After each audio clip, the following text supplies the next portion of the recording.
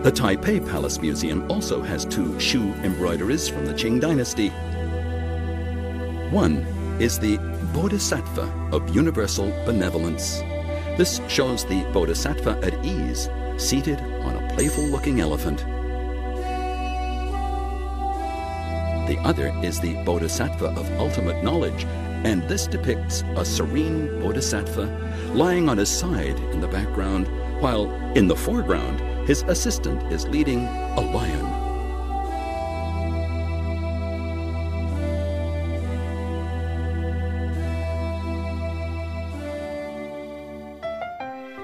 These works, housed in the palace museums in Beijing and Taipei, reveal a similarity of technique between Shu embroidery and painting.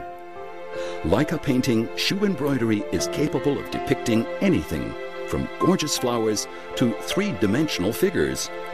Most notably, the human characters in Shu embroidery are vivid and realistic. These delicate images were all produced by needle and thread. Yet, except under the closest examination, the stitches cannot be seen.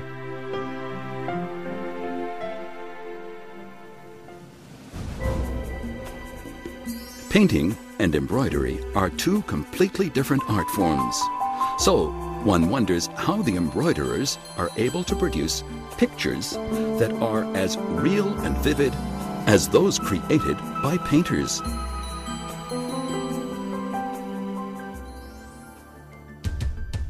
The place to find the answer is in the studio of the artist.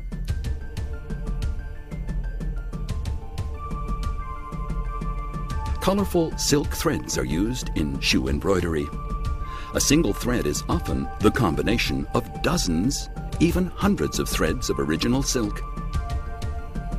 When embroidering a pattern, the craftsman doesn't simply sew the threads into the silk.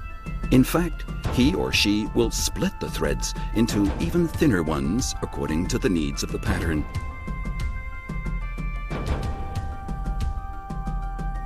This technique is called pisse, or thread dividing. For the most delicate patterns, it's not enough to divide a thread in half. Usually, more divisions are required.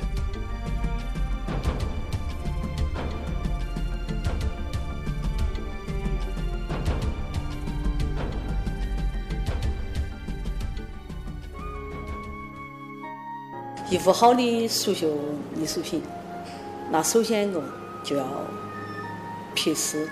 撇丝在我们刺绣中就是较为分线。分线它这个根据图稿的要求，有粗有细，甚至有头发丝一样一丝线，它就要通过人工的手把它来撇开。根据图稿的要求，从粗到细，这样才能做出一幅好的这个作品。所以撇丝是蜀绣中不可缺少的一部分。一个产品的好坏，关键在于撇丝用线。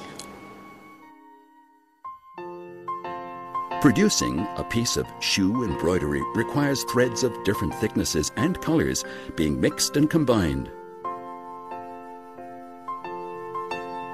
When a color transition is needed in the pattern, the craftsman must skillfully mix two threads of different colors into one, or cover the end stitch of the first thread with the second, in order to obscure the place where the change took place. 刺绣技艺人员在绣制一幅好的蜀绣作品，比如在绣双面绣的时候，那它的针脚跟结针一定要巧妙地结合在一起，使人看到一幅这个蜀绣的艺术品。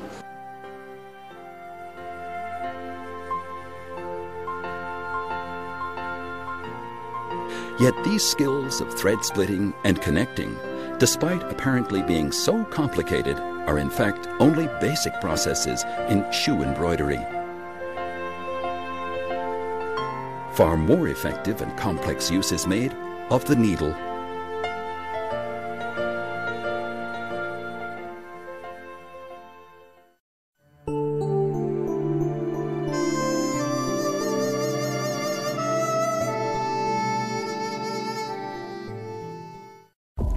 The gongbi, or meticulous painting, is a traditional form of Chinese art. In it, highly detailed brushstrokes are used to mark out the details with great precision. The result is a painting that's delicate and realistic. Down through the centuries, Shu embroidery has often been compared to gongbi because of its delicacy. At one time, Shu embroidery was called painted embroidery, and the skilled craftsmen were referred to as the gods of the needle.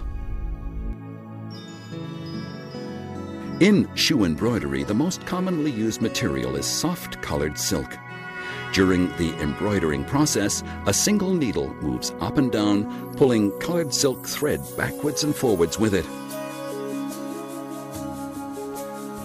Although only one needle is used, leading one thread using that needle requires highly complex skills if the end product is to be a delicate and fine piece of embroidery.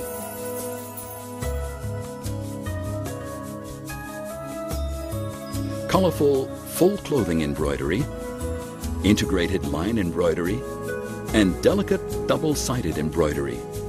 The various styles of Shu embroidery embrace more than 100 unique forms of stitching, along with special embroidery techniques that go by such names as Yunjun, Shajun, Dianjun, and Fugaijun.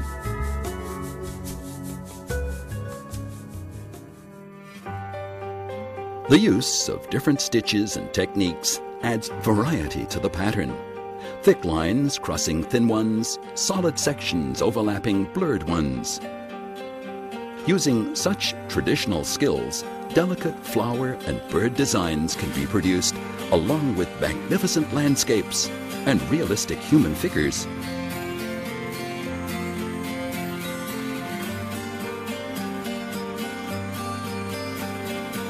Created by Hao Shuping, the dragon and phoenix design Shu embroidery with beautiful flowers conveys the charm of a traditional Chinese painting. Yet, in its composition, it embodies the principles of modern art. Uniquely, she's applied different embroidery skills to different sections. Most of the stitching is done in a Shu embroidery style. Therefore, the work is considered a masterpiece of Shu embroidery. 刺绣作品是用针跟线在一幅画稿上进行艺术在创作。我们刺绣的针法有很多，它有130多种，它用于各种不同的图案。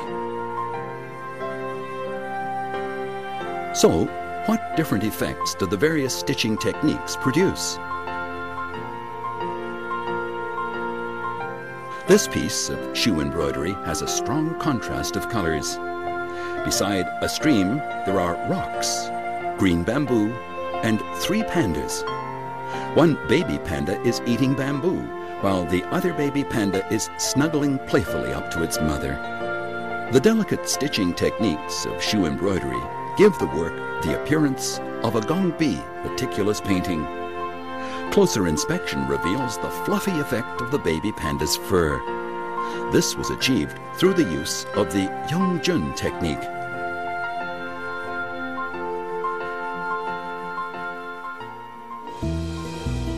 In Shu embroidery, the Yongjun technique is often used to bring out the texture, brightness, color, and outline of the embroidery work. As a basic stitching skill, in Shu embroidery, Yongjun involves close stitching with uneven lengths. It emphasizes texture, especially in works featuring human images, magnificent landscapes, birds, and flowers, and pandas.